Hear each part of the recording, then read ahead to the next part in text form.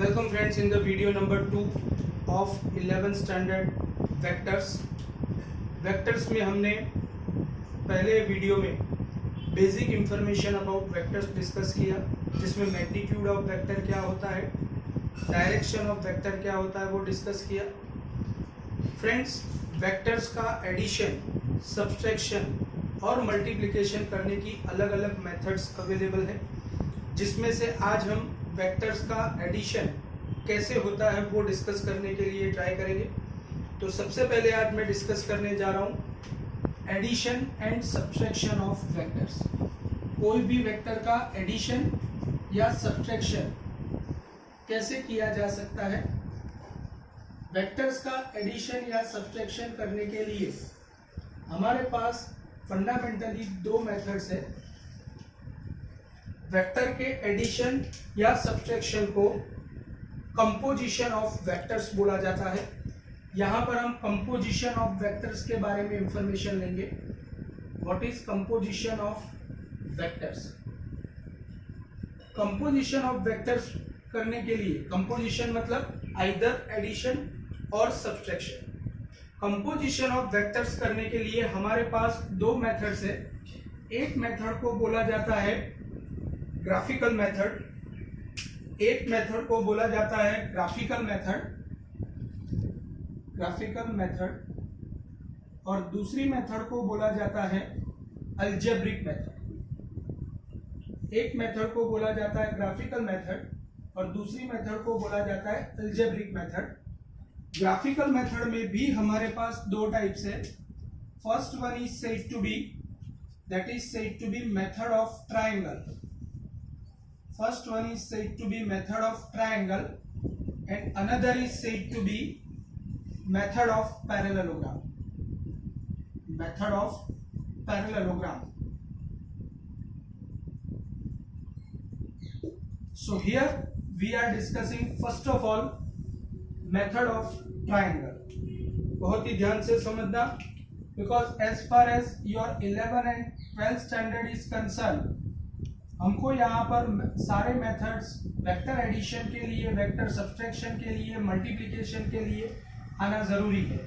और फंडामेंटली हम 11th-12th के अंदर जो भी फिजिकल क्वांटिटीज के बारे में डिस्कशन करेंगे, they all are compulsory vector quantities. Lot of quantities will be there which are vector quantities, और अगर वो वेक्टर क्वांटिटी है तो हमको कंपल्सरी उसका सारा प्रोसेस करने के लिए vector addition, vector subtraction, vector multiplication ये सब आना जरूरी है. यहाँ पर वेक्टर एडिशन या सब्सट्रैक्शन करने के लिए मैं यहाँ पर आपके लिए डिस्कस करने जा रहा हूँ method of triangle. Friends, method of triangle से अगर मुझे दो वेक्टर्स का वेक्टर एडिशन करना है तो यहाँ पर सबसे पहले मेरे पास दो वेक्टर्स होने चाहिए. कंसीडर करो कि मेरे पास दो फ्री वेक्टर्स है. एक है वेक्टर ए और दूसरा वेक्टर है वेक्टर बी. मैंने यहाँ पर इनको रिप्रेजेंट करने के लिए कोई भी रेफरेंस पॉइंट सिलेक्ट नहीं किया है, और अगर कोई भी रेफरेंस पॉइंट सिलेक्ट नहीं किया है तो it is quite obvious they are said to be free vectors. ऐसे दो फ्री वेक्टर्स का अगर मुझे वेक्टर एडिशन करना है with help of method of triangle, तो ऐसे केस में सबसे पहले आपको कोई भी एक पॉइंट सिलेक्ट करना पड़ता है. आपको कोई भी एक पॉइंट सिलेक्ट करना पड़ता है. This point is said to be reference point. Consider करो यहाँ पर मैंने O नाम का एक रेफरेंस पॉइंट इमेजिन किया है. अब अगर मुझे दो वेक्टर्स का वेक्टर एडिशन करना है तो सबसे पहले दोनों में से किसी भी एक वेक्टर को with its magnitude and direction, without changing its magnitude and direction, I have to arrange this particular vector from point O in such a way that tail of vector A must be lying on reference point. Tail of vector A must be lying at reference point without changing magnitude and direction of vector A. आप देख सकते हो कि जितना vector A का length है, किसी भी वेक्टर की लेंथ उसका मैग्नीट्यूड रिप्रेजेंट करती है.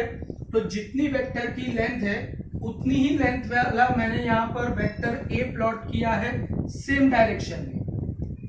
You can see over here this is vector A. अब मुझे वेक्टर ए का वेक्टर बी के साथ वेक्टर एडिशन करना है। माइंड वेल, हर बार यहां पर वेक्टर एडिशन वर्ड बोलना जरूरी है, बिकॉज सिंपल एडिशन मतलब अलजेब्रिक एडिशन जो आप लोअर स्टैंडर्ड में ऑलरेडी करके आए हो, जो सिर्फ मैग्नीट्यूड का एडिशन होता है। यहाँ पर हमको वेक्टर एडिशन करना है, मतलब मैग्नीट्यूड और डायरेक्शन दोनों का ध्यान रखना होता है। वेक्टर ए का वेक्टर बी के साथ वेक्टर एडिशन करने के लिए अब वेक्टर बी को इस तरीके से रिप्रेजेंट करना पड़ेगा कि जिससे tail of vector B must be lying at the head of vector A. Mind well, again I would like to repeat, for vector addition of vector A and vector B, you have to represent another vector B without changing its magnitude and direction in such a way that tail of vector B must be lying on head of vector A. Tail of vector B must be lying on head of vector A.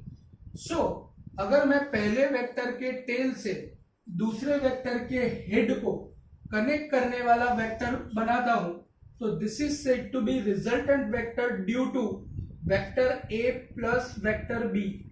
This is said to be vector resultant vector C equal to vector A plus vector B.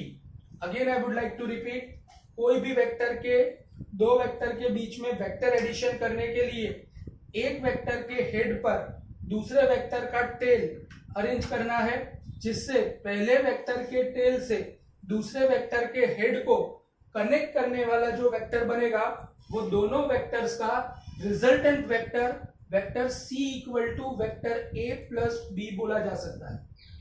Mind well, कोई student के mind में अगर ऐसा confusion होता है कि according to chronological order of ABCD, first of all हमने A select किया एंड देन बी सिलेक्ट किया, it is not necessary here.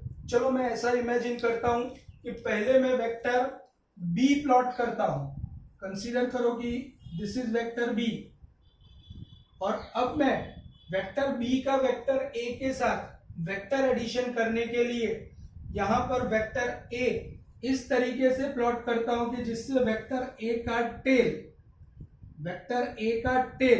Vector B के हेड पर आता है।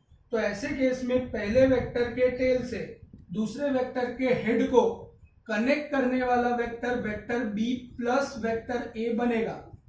आप देख सकते हो कि यहां पर अगर मैं पहले ए सिलेक्ट करता हूं और बाद में बी सिलेक्ट करता हूं, या तो फिर पहले बी सिलेक्ट करता हूं और बाद में ए सिलेक्ट करता हूं, तो दोनों केस में जो रिजल्टेंट वेक्टर मिलते हैं वो सेम मिलते हैं। इसका मतलब यह हुआ कि in case of vector addition